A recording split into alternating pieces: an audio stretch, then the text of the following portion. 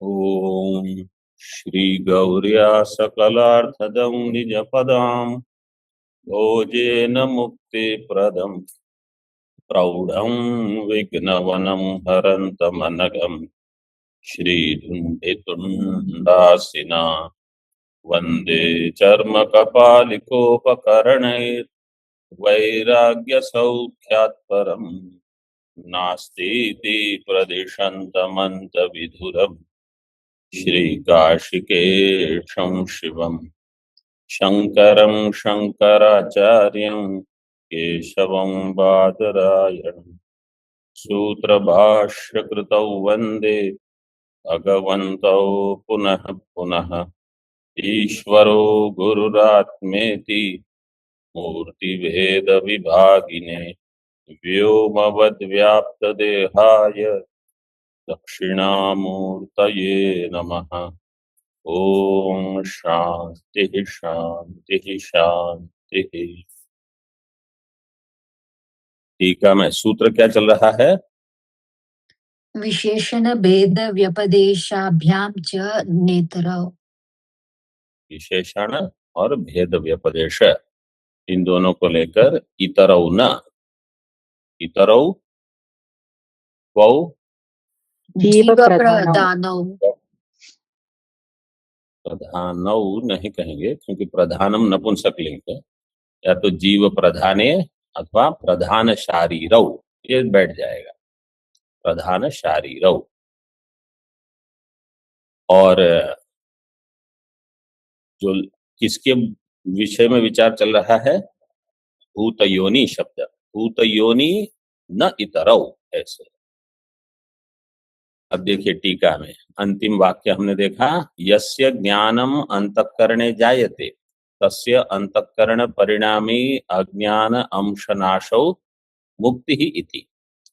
तो जिसके अंतःकरण में ज्ञान उत्पन्न होगा वहां अंतःकरण परिणामी अज्ञान, उस अज्ञान के अंश का नाश, ये मुक्ति होगी। इससे क्या व्यवस्था हो जाएगी? बंध मोक्ष व्यवस्था। कहाँ? एक जीव में कि अनेक जीव में? अनेक जीव में। अनेक जीव हो तभी तो ये प्रश्न होगा। एवं च श्रोतुः स्वरूपानंद प्राप्ति ही श्रवणादौ प्रवृत्ति ही विद्वद अनुभव जीवन मुक्ति शास्त्रम च इति सर्वम अबाधितम भवति। इस प्रकार से अगर व्यवस्था करोगे, अविद्या एक मानेंगे कि अनेक मानेंगे? एक में एक अविद्या अंश लेकर, अविद्या एक ही, क्योंकि पूर्व में उदाहरण भी दिया अविद्या में भेद नहीं है, तो नाना अविद्या नहीं मानेंगे, एक अविद्या उसमें अंश मानकर निवृत्ति करेंगे, ऐसे व्यवस्था बना देंगे। ऐसा होने पर ये एवं का अर्थ हो गया। तो ऐसा होने पर जो श्रोता है, जो श्रवण करता है, उसको स्वरूपानंद प्राप्ति होगी, एक मतलब उसकी मुक्ति हो जाएगी। दूसरा, श्रवणादि में प्रवृत्ति होगी। नहीं तो कोई श्रवणादि में प्रवृत्ति ही नहीं होगा अगर अविद्या का निराश, अविद्या की निवृत्ति होगी ही नहीं। तो ऐसी व्यवस्था बना लेंगे और ज्ञानियों का अनुभव भी सिद्ध हो जाएगा, जीवन मुक्ति शास्त्र, ये भी सब अबाधित हो जाएगा। न च एवं नाना जीव पक्षाद विशेषः मूल प्रकृति नानात्व अभावात। अब देखिए यहाँ क्या लिखते हैं और आप समझने का प्रयास कीजिए केवल इतने वाक्य से। नाना जीव पक्षात अविशेषः एवं नाना जीव पक्षाद अविशेषः। तो ये नाना जीववाद की प्रक्रिया प्रकरण चल रहा है कि एक जीववाद का प्रकरण चल रहा है? कहाँ एक जीव, कहाँ कहाँ? जब ये प्रश्न बताया कि अनेक हैं, किसी की अज्ञान की निवृत्ति हुई, किसी की अज्ञान की निवृत्ति नहीं होगी, ठीक है, तो एक जीव का तो कहाँ प्रकरण है? कहीं बताओ। नहीं, पहले ही कहा कि अनेक हैं, उसमें से आप अविद्या अनेक मानोगे कि एक मानोगे? जीव तो अनेक मानकर अभी विचार चल रहा है। अनेक जीव है, अविद्या भी अनेक मानते हैं। कौन? भामतीकार, वाचस्पति मिश्र। यहां विचार दिया है कि नहीं, अविद्या हम एक ही मानेंगे। नाना जीव अगर आपको लेने हैं तो नाना जीव पक्ष में ये व्यवस्था हम घटा सकते हैं। एक अज्ञान लेके उसके अंश होंगे, जिसका मोक्ष हुआ उसके आंशिक अज्ञान निवृत्ति, मतलब उतने अंश में अज्ञान की निवृत्ति होने से उनका मोक्ष और ये सारे श्रोतु स्वरूपानंद प्राप्ति इत्यादि सब सिद्ध हो गए। तो अभी कोई कहता है कि ये तो नाना जीव पक्ष ही हो गया, एवं नाना जीव पक्षाद अविशेष। ऐसा होने पर नाना जीव पक्ष से विरोध नहीं रहा। तो उसका उत्तर कहते हैं न च एवं, नहीं ऐसा नहीं है। क्यों? मूल प्रकृति नानात्व अभावात। जो मुख्य नाना जीव पक्ष है उसमें प्रकृति, मूल प्रकृति मतलब अविद्या, वो भी नाना मानते हैं वाचस्पति जी। यहां भी जो विचार किया इसमें अविद्या एक मानी, और जीव अगर आप अनेक मानोगे तो भी व्यवस्था हो जाएगी। वास्तव में यहां अगर आप देखोगे, यस्य ज्ञानम अंतःकरणे जायते, वो जो पंक्ति जहां से हमने आज आरंभ किया, तस्य अंतःकरण परिणामी अज्ञान अंशो नाशो मुक्ति थी। तो अनेक जीव नहीं भी मानकर हम व्यवस्था बता देंगे, तब आप कह सकते हो कि ये एक जीववाद है। तो अनेक अंतःकरण मान के, कल हमने बताया था, एक वाक्य बताया था ऐसे, है ना, कि एक जीववाद में जीव एक रहेगा, अंतःकरण अनेक। तो जिस अंतःकरण में ज्ञान होगा, तो वास्तव में ये एक जीववाद में किसी अन्य कोई है ही नहीं, तो वहां ज्ञान नहीं होगा। इसलिए मुख्य अंश में तो जब हम ऐसा कहते हैं कि अन्य जीव को ज्ञान हो गया, इसका अर्थ है आप मान के चलते हो कि अन्य जीव है, कोई है आपसे अन्य। स्वप्न में अगर हम 100 लोग देखते हैं तो किसी अन्य को ज्ञान कैसे होगा? वो भी मैं ही हूं। तो एक जीव पक्ष में जैसे ही ज्ञान हुआ, सृष्टि चली जाएगी कि कुछ रहा नहीं, जैसे आप स्वप्न से जग गए। तो यहाँ विचार दोनों जो बताए हैं वो नाना जीव को लेकर ही बताओ, लेकिन उसमें भेद क्या है कि जो वाचस्पति मिश्र का नाना जीव पक्ष है वो अनेक अविद्या मानते हैं, और जो यहाँ विचार किया वो एक ही अविद्या मानकर। क्योंकि प्रकरण क्या है, ये जो अक्षरात परतः पर है, ठीक है, तो वहां अक्षर शब्द से क्या लेना है? अव्याकृत। अव्याकृत का अर्थ करेंगे ये मूल प्रकृति, मूला विद्या। तो वो अनेक नहीं मानेंगे, वो एक ही है ऐसे। ये मुख्य बताने का प्रयोजन है। एवं लेकिन यहाँ एक जीव का विचार ऊपर नहीं किया, क्योंकि ऊपर जो विचार किया है वो यही लेकर किया है कि किसी को ज्ञान हो जाएगा तो क्या होगा, वहां से आरंभ हुआ ना। केवल ये पंक्ति लेकर, हाँ, कौन सी पंक्ति? न च एवं, बहुव्रीहि कैसे करोगे? नाना जीव पक्ष से, पंचमी लेने, नाना जीव पक्षात अविशेष एवं। तो ऐसा होने पर तो नाना जीव पक्ष से अविशेष हो जाएगा, मतलब नाना जीववाद ही आप बोल रहे हो फिर तो। टीका में ऐसे दिया है, नाना जीव पक्ष से एक जीव पक्ष में कोई विशेष नहीं है ऐसे। तो नाना जीववाद और एक जीववाद एक हो जाएंगे। यहाँ हम केवल इतना कह रहे हैं कि मूल प्रकृति में नानात्व हम स्वीकार नहीं करते।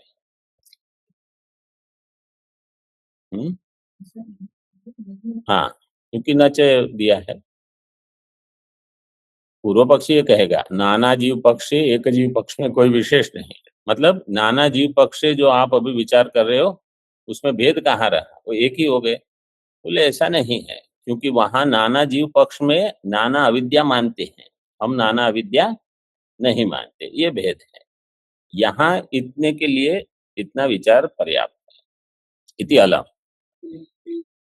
अगर एक जीव वाद मानते हो तो आपको बहुत्व तो दिख रहा है, ठीक है, तो इसमें प्रक्रिया कैसे करोगे कि हाँ, मतलब देखो, अगर आप ऐसा कहते हो कि जीव एक ही है, ठीक है, और भेद दिख रहा है, तो प्रश्न पहले क्या होगा कि दिख क्या रहा है भिन्न? जीव भिन्न दिख रहे हैं कि शरीर भिन्न दिख रहे हैं? शरीर दिख, तो भेद जहां दिख रहा है वहां मानो। जैसे हम सांख्य योग को क्या कहते हैं? जब वो न्याय वाले कहेंगे कि सुख दुख आदि की व्यवस्था कैसे करोगे, इसलिए अनेक आत्मा मानो। तो हम कहेंगे अनेक आत्मा क्यों मानोगे? अनेक अंतःकरण मानो। वो सब अनेक आत्मा मानने वाले हैं। एक आत्मा से काम चल जाता है तो अनेक आत्मा हम नहीं मानेंगे। ऐसे ही एक जीव से अगर काम चल जाता है तो अनेक जीव मानने में गौरव है। तो हम कहेंगे, कोई समझो प्रश्न उठाएगा कि लेकिन मैं अनेक तो देख रहा हूं। तो उत्तर क्या होगा? अनेक क्या देख रहे हो? अनेक जीव देख रहे हो? बस, अनेक शरीर देख रहे हो। तो अनेक शरीर आप कल्पना कर लो। नहीं तो जब आप ये कहोगे कि साभास है, तो साभास की कल्पना वास्तव में वो एक जीव का ही अंश है, जैसे स्वप्न में। समाधान सब में यही होगा कि जैसे स्वप्न में आप देखते हो कि चैत्र वहां जा रहे हैं और मैत्र वहां जा रहे हैं, और मैं दोनों को देख रहा हूं, तो वहां आभास कहाँ से आया? तो मैं ही उनको आभास दे रहा हूं और उसमें सत्यत्व बुद्धि कर रहा हूं। फिर हम व्यवहार करते हैं, फिर सुख दुख होता है। तो इसलिए सिद्धांत बिंदु में हमने देखा, जो पढ़ रहे हैं, मुख्य सिद्धांत है एक जीववाद का, कि जो इनको पचाने में समर्थ हैं उनके लिए यही उपदेश है कि क्या आप जितनी चीज अधिक मानोगे, उन सबका आपको समाधान, उनकी व्यवस्था करते रहना पड़ेगा और उनको आप महत्व देते रहोगे। आप जितने अंतर्मुख हो सकते हो और जगत को स्वप्न के जैसे देख सकते हो, उतना आप ये सब हटा सकते हो। तो हमारा मुख्य दृष्टांत तो हम हमेशा यही देते हैं, व्यावहारिक प्रपंचो मिथ्या दृश्यत्वात् स्वप्नवत्। तो इसका अर्थ है व्यावहारिक प्रपंच को हमको स्वप्न जैसे देखना है, और स्वप्न जैसे देखना है तो फिर स्वप्न से कुछ और चीज भी लेके आओ, केवल दृश्यत्व नहीं। तो स्वप्न में जैसे अनेकत्व नहीं है, फिर भी उसकी कल्पना होती है, ऐसे ही व्यवहार में भी अनेकत्व नहीं है, फिर भी उसकी कल्पना होती है। तो जो जो स्वप्न में हम मान के चलते हैं कि इस ये सब नहीं है, व्यवहार में वही सब आपको घटा सकते हो अगर, तो आपके लिए एक जीववाद समर्थ है मोक्ष दिलाने के लिए। अभी हमने अद्वैत सिद्धि में जो वाक्य, प्रथम वाक्य ही पढ़ा कि दृष्टि सृष्टिवाद और एक जीववाद ये अद्वैत के पोषक हैं, इसकी पुष्टि करने में समर्थ है। इसलिए इनका विचार अद्वैत में करते हैं, क्योंकि ये भी द्वैत के मिथ्यात्व के लिए साधक है। जैसे अनुमान हम करते हैं, व्यावहारिक प्रपंचो मिथ्या दृश्यत्वात्, तो वो अनुमान क्या करता है? अद्वैत का साधक है, अद्वैत का पोषक है। इसी प्रकार ये प्रक्रिया है पूरी दृष्टि सृष्टिवाद की और एक जीववाद की, ये इसी के पोषक हैं। तो आपको अगर बुद्धि में ये बल चाहिए, तो ये विचार से बल मिल सकता है। तो जितना आप ये विचार करोगे, आपकी बुद्धि इसमें दृढ़ हो जाएगी कि वास्तव में नानात्व नहीं है। इति अलम परत्वे हेतु यो अविकारः अविकारस्तस्मात् परतः परः इति भेदेन व्यपदेशात् परमात्मानम् इह विवक्षितम् दर्शयति। परतः परः, तो इसमें भेद रूप से व्यपदेश हुआ है, भेदेन व्यपदेशात्। इसका भेद किससे? परमात्मा का भेद जीववत् प्रधान। जो पंचम्यंत अक्षर है उससे परमात्मा, उसका भेद बताया गया है। अक्षरात और परतः दोनों समान अधिकरण है। हाँ, परः का अर्थ है ब्रह्म, निर्गुण ब्रह्म। अक्षरात और परतः, वो दोनों समान अधिकरण है, इसलिए दोनों एक दूसरे के समान अर्थ वाले, दोनों पंचमी में, तो दोनों अव्याकृत ही बताएंगे। हाँ, परात, हाँ, परात परह जब कहते हैं तो वो पहला पर है, उस वहां परात शब्द क्यों प्रयोग किया? हाँ, हाँ, वो आ गया, हमने देखा। जो कार्य वर्ग है उससे ये पर है, कौन? अक्षर, तो उससे पर है ब्रह्म, तो परात परह। परतः है वो अक्षर का विशेषण। दोनों पंचमी अर्थ है, इसलिए एक ही अर्थ के हैं। वो आ गया, पहले हम देख लिया, कल आया था शायद। हाँ, कल ही आया भाष्य में, टीका में। हाँ, टीका में ननु सूत्रकृता श्रुतौ प्रधानात् भेद व्यपदेश उक्तः तत्र कथम अज्ञानात् भेदोक्ति व्याख्यायते।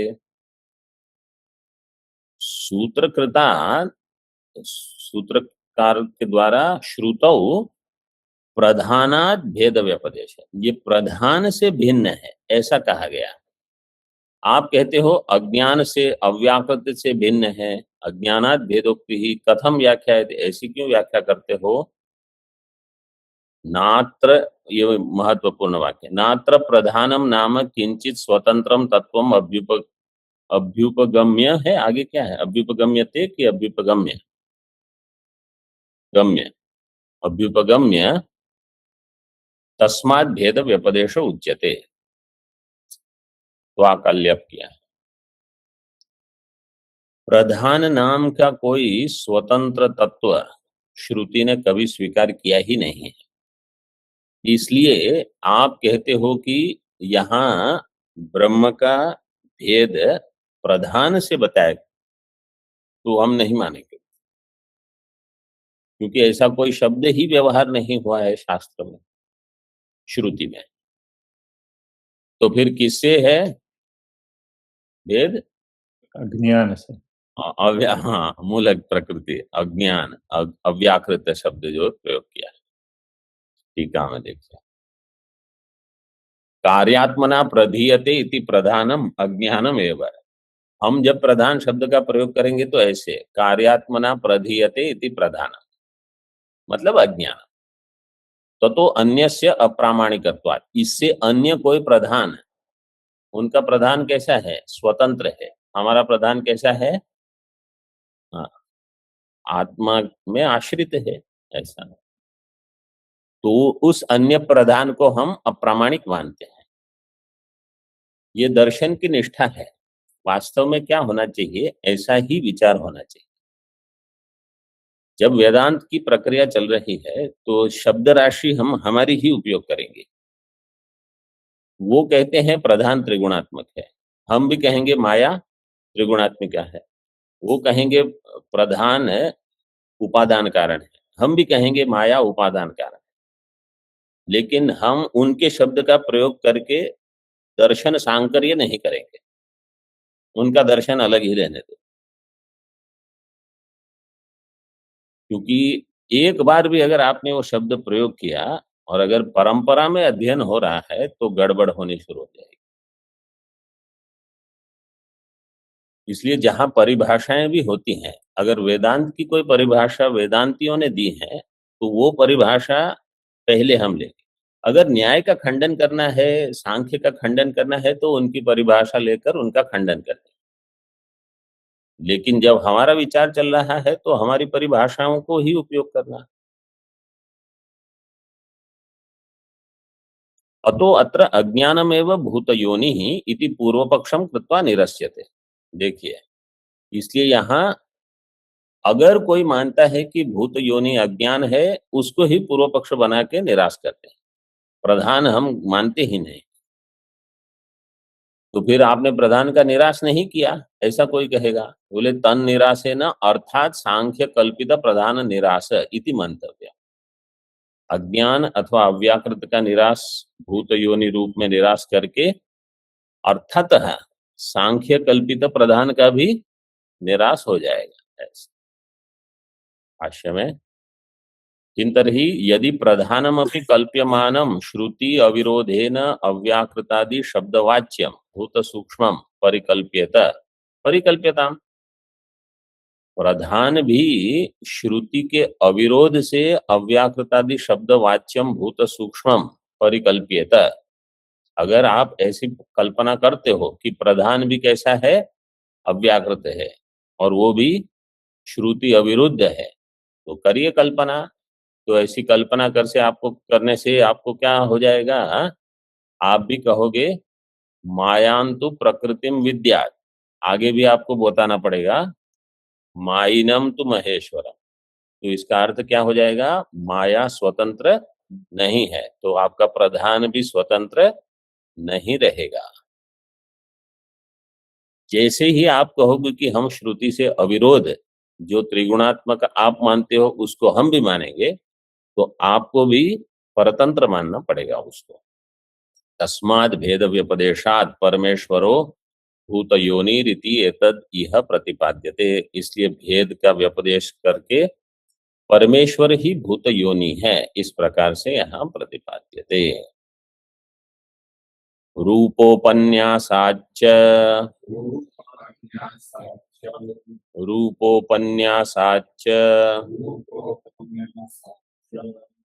और भी एक हेतु देते हैं, रूप उपन्यासाच्च परमात्मा एवं भूत योनि, रूप का उपन्यास हुआ है। क्या रूप है उसके बारे में बताएंगे, पहले टीका में देख लो। वृत्तिकृन मतेन आदौ सूत्रम व्याचष्टे, मतलब पहले क्या बता रहे हैं, वृत्तिकार के मत को लेकर व्याख्या करेंगे। वृत्तिकार भर्तृ प्रपंचादि, उनके मत में क्या व्याख्या होती है देखिए। अपिच अक्षरात् परतः परः इत्यस्य अनंतरम एतस्मात् जायते प्राणः इति प्राण प्रवृत्तीनां पृथ्वी पर्यन्तानां तत्वानां सर्गम उक्त्वा तस्यैव भूतयोनेः सर्वविकारात्मकं रूपम उपन्यस्यमानं पश्यामः। एतस्मात् जायते प्राणः, ऑनलाइन वाले, इसके आगे क्या है, मनः सर्वेन्द्रियाणि च, मनस आगे वायु ज्योतिराप पृथ्वी विश्वस्य धारिणी। एतस्मात् जायते प्राणः मनः सर्वेन्द्रियाणि च खं वायुर्ज्योतिरापः पृथ्वी विश्वस्य धारिणी। तो एतस्मात् कहा वहां, प्राण से लेकर पृथ्वी तक की सृष्टि, प्राण प्रवृत्ति नाम पृथ्वी पर्यंतानां तत्वानां सर्गम उक्त्वा तस्यैव भूतयोनेः सर्व विकारात्मकम, वही भूत योनि समस्त विकार रूप से उपलब्ध है, विकारात्मकम रूपम उपन्यस्यमानम पश्यामः, उस रूप का उपन्यास मतलब उसको बताया गया है, वो हम देखते हैं मुंडक में ही आगे। देखिए एक अधिकरण है मुंडक का ये, लेकिन इसमें प्रथम मंत्र से लेकर लगभग केवल साधन का जो अंश है उसका यहाँ विचार नहीं हुआ। वो साधन का विचार तृतीय अध्याय में होगा, साधन अध्याय में, और फल चतुर्थ में। लेकिन जितने मीमांसा के लिए मंत्र हैं वो सबका यहाँ विचार कर लिया।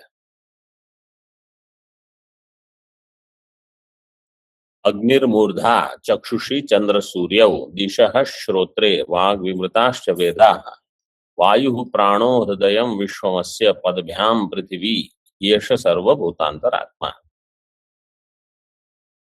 जहां जहां भाष्यकार ने पूरा उद्धरण दिया है, मतलब ये आपको याद रहना चाहिए क्योंकि ये सब महत्वपूर्ण मंत्र हैं, इसी को लेकर दर्शन बने हैं, इन्हीं को लेकर मीमांसा भी हुई है।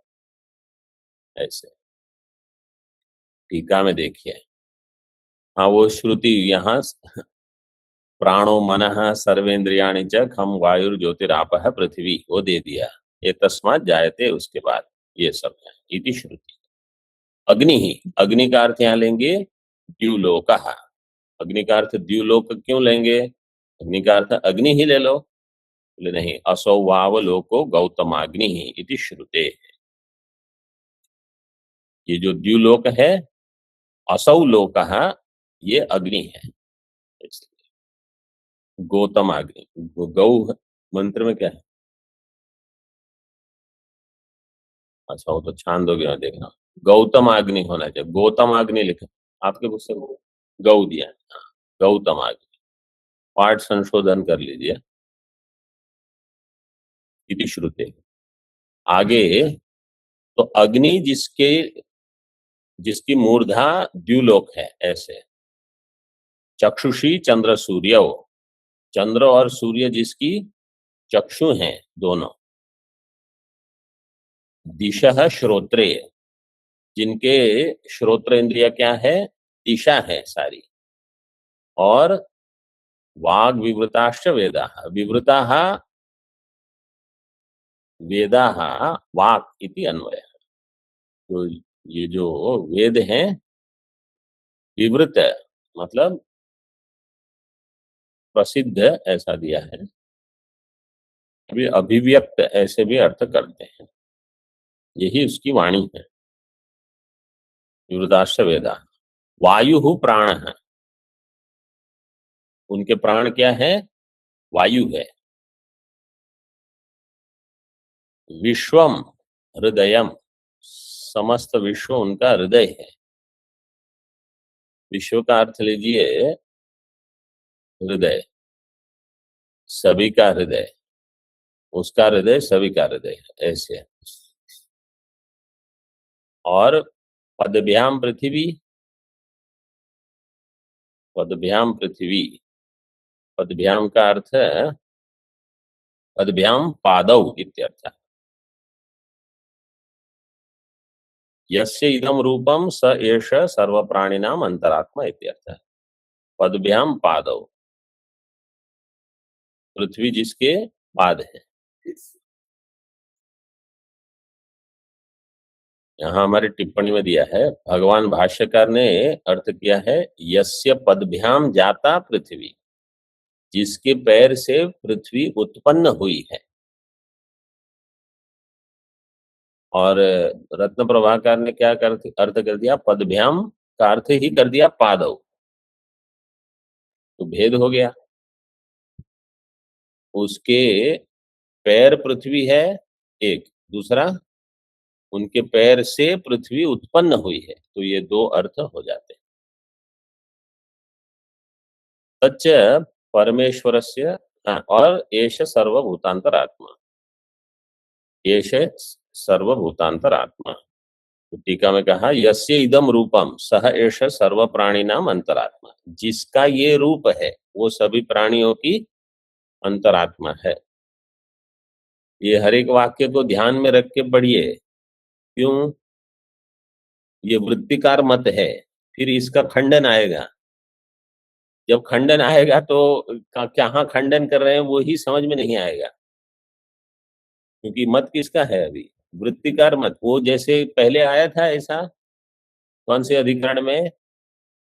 आनंदमय अधिकरण में वृत्तिकार मत से सूत्र की व्याख्या होती रही, फिर अंत में सबका निषेध हुआ।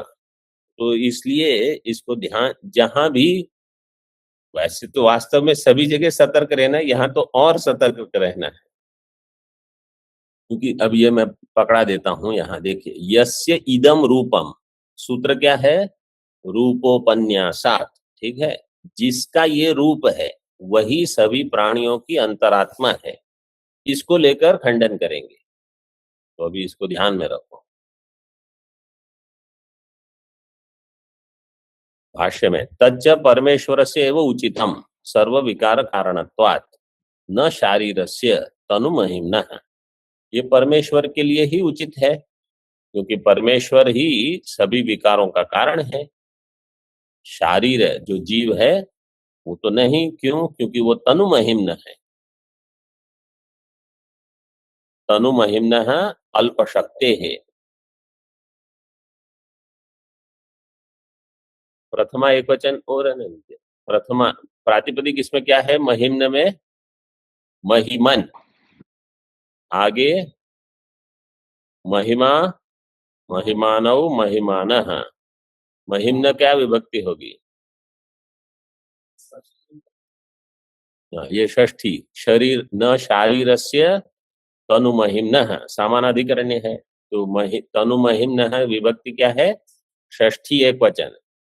हाँ, जो शारीर जीवात्मा है वो तो तनु महिमा महिमा वाला है, ठीक है।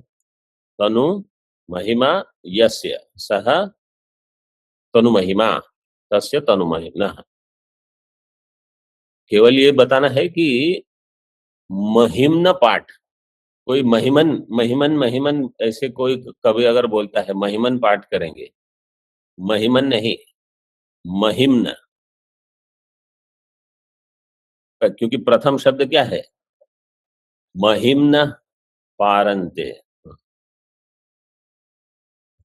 आगे नापि प्रधानस्य अयम रूपोपन्यासः संभवति, और प्रधान में भी ये रूप का उपन्यास संभव नहीं है। क्यों? सर्वभूतांतरात्मत्व असंभवात, सर्वभूतांतरात्मत्व वहां भी नहीं है। तस्मात् परमेश्वर एव भूतयोनिर नेतरा विति गम्यते, इसलिए परमेश्वर ही भूतयोनि है, इतरौ न, ऐसा जाना जाता है।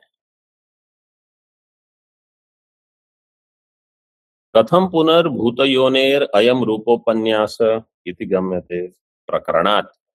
भूतयोनि जो है उसी का रूप ये है, ये कैसे ज्ञात होता है? कोई पूछेगा तो आचार्य कहते हैं प्रकरणात्। आचार्य का अर्थ यहाँ वृत्तिकार है, वृत्तिकार कहते हैं प्रकरण उसका है। कैसे? एषः इति च प्रकृत अनुकर्षणात्। एषः, एष का अनुकर्षण है, कहाँ से? भूत योनिम, आगे दिया है, भूत योनिम ही प्रकृतस्य एतस्मात् जायते प्राण। एतस्मात्, एतस्मात् इसकी प्रातिपदिक एतत्, उसके प्रथमा एक वचन एषः, और आगे एषः सर्वभूतांतरात्मा, तो एषः एष वही चल रहा है। इति वचनम भूत योनि विषयम एवं भवति, इसलिए ये भूत योनि विषयक ही होगा।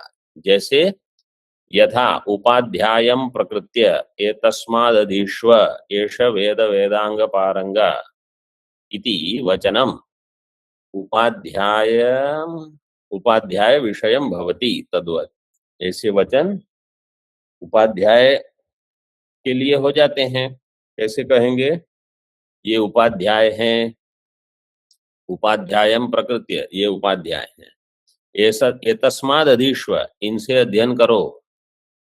ये क्या, कौन है? एष वेद वेदांग पारंग, तो एष शब्द किसको इंगित करेगा? मतलब उपाध्याय को, पूर्व परामर्श तो पूर्व में है उपाध्याय। तो इसी प्रकार मुंडक में भी जहाँ एष सर्वभूतांतरात्मा एतस्माद् जायते, तो इससे भूत योनि विषयम एवं वचनम। अभी देखिए, पहले भाष्य में देखिए, कथम पुनरदृश्यत्वादि गुणकस्य भूतयोनिर विग्रहवद रूपम संभवति। अब ये आक्षेप होगा कि अदृश्यत्वादि गुणक है ब्रह्म, उसका रूप कैसे बताओगे आप? भूत योनि में विग्रह कहाँ से आएगा? विग्रहवद रूपम कथम संभवति। तो उनके पास समाधान है। वो क्या समाधान देते हैं? मतलब कोई भी कुछ विचार करेगा तो समाधान तो लेकर ही करेगा कि हम भी कुछ आक्षेप आएंगे ऐसे। वृत्तिकार को कोई आक्षेप कर रहा है, उनके पास समाधान है। अभी मुख्य सिद्धांत आगे शुरू होगा। सर्वात्मत्व विवक्षया इदम उच्यते न तो विग्रहवत्व विवक्षया इति अदोषः।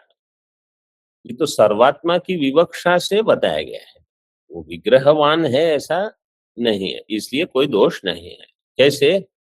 अहम अन्नम अहम अन्नादः इत्यादि बल, जैसे टीका में बताया है। देखिए, यथा कश्चित ब्रह्मविद, ये अहम अन्नम अहम अन्नाद कौन कहेगा?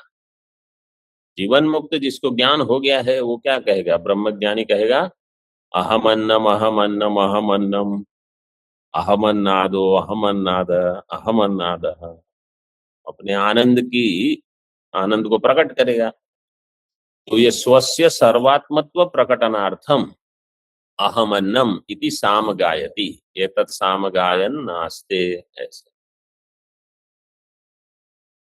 तो ये अपने सर्वात्मत्व को प्रकट करने के लिए कहता है, न तु अन्नत्वादिकम आत्मनो विवक्षति। वो अपने आप को मैं गेहूं हूं, मैं चावल हूं, मैं दाल रोटी हूं, ऐसे नहीं मानता। वो मैं सर्वात्मा हूं इसके लिए। और अन्नादय का अर्थ क्या है? अन्न का भक्षण करता। तो मैं इनका भी मतलब मैं गाय भी हूं, बकरी भी हूं, ऐसे वो नहीं मानता व्यक्तिगत रूप से, लेकिन मैं सर्वात्म हूं ये जानता है। तो न वो अन्न बन गया है, न अन्नाद है, वो ब्रह्म है, ये बताने का प्रयोजन है। अन्य कोई प्रयोजन क्यों नहीं? वो अफलत्वात्, उसका कोई फल ही नहीं है। मैं अन्न बन गया अथवा मैं अन्नाद हूं, इसका कोई फल नहीं है। मैं सर्वात्म रूप हूं, इसका फल है। तथा यहाँ भी इत्याह, यहाँ भी ऐसे ही इसका अर्थ समझना है। अहम अन्नम अहम अन्नाद है इत्यादि बात।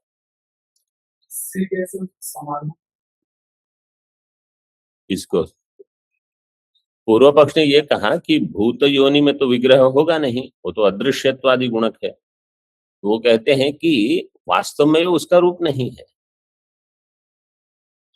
जैसे अन्न हमारा वास्तविक स्वरूप नहीं है, हमारा स्वरूप ब्रह्म है, लेकिन सर्वात्मत्व बताने के लिए हम ऐसे वाक्य प्रयोग कर सकते हैं। तो ऐसे यहाँ भी उस भूत योनि का सर्वात्मत्व बताने के लिए ऐसे वाक्य का प्रयोग हो जाएगा, ऐसे वृत्तिकार ने कहा।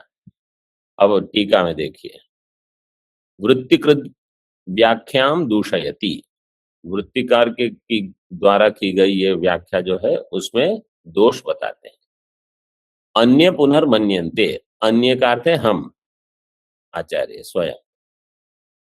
नायम भूतयोने रूपोपन्यास जायमानत्वेन उपन्यासात्, ये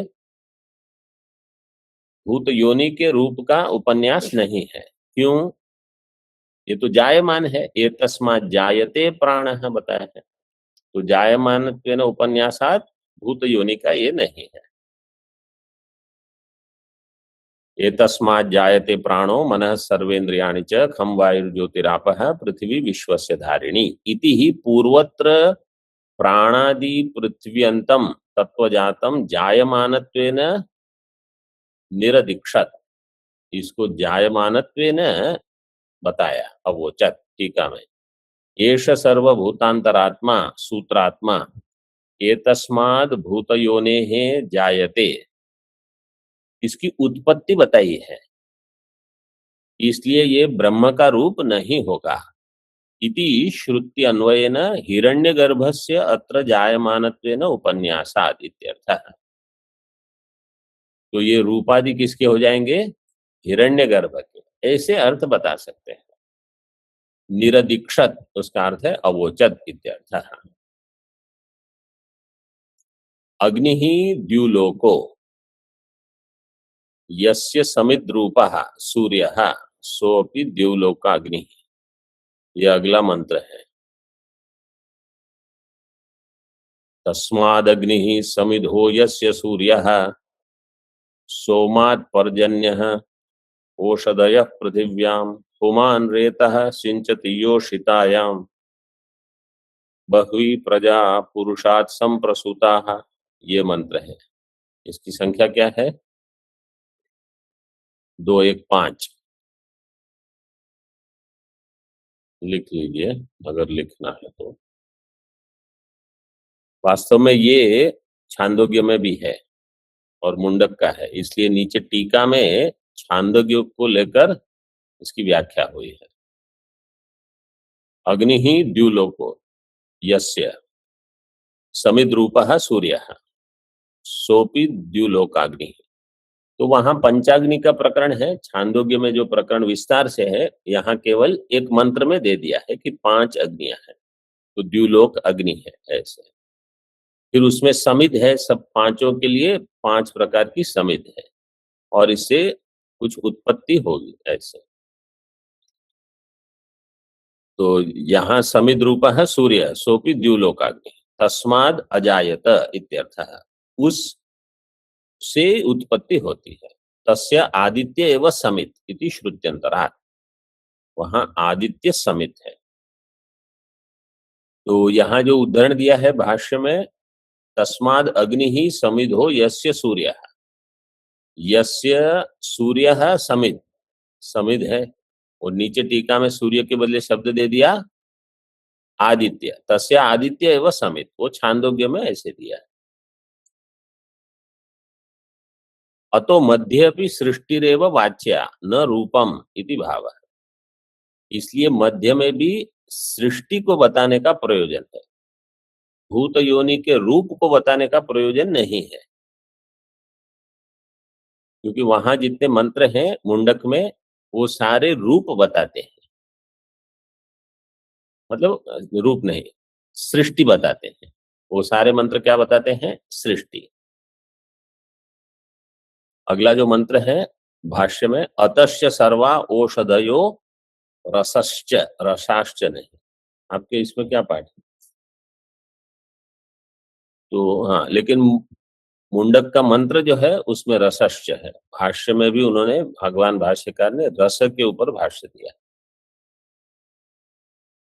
ये सारे यहाँ है बहुवचन में, सर्वा औषधयो, इसलिए रसाश्च बैठ सकता था, लेकिन मंत्र राशि में जो है वो एक वचन है।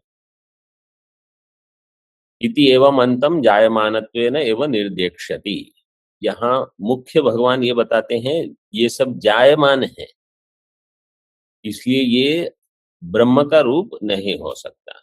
हाँ, अगर हम ऐसे इसका अर्थ करें कि ब्रह्म जो है वो माया की उपाधि से इन सब की सृष्टि करता है, तो सृष्टि करता है ये मानने में हमको विरोध नहीं है, क्योंकि ये सृष्टि का प्रकरण है, ये उसका रूप है, इसमें हमको विरोध है। तो सूत्र क्या कहता है? रूपोपन्यासात, तो इसलिए इस श्रुति को नहीं लेंगे। तो फिर भगवान भाष्यकार ने क्या ली?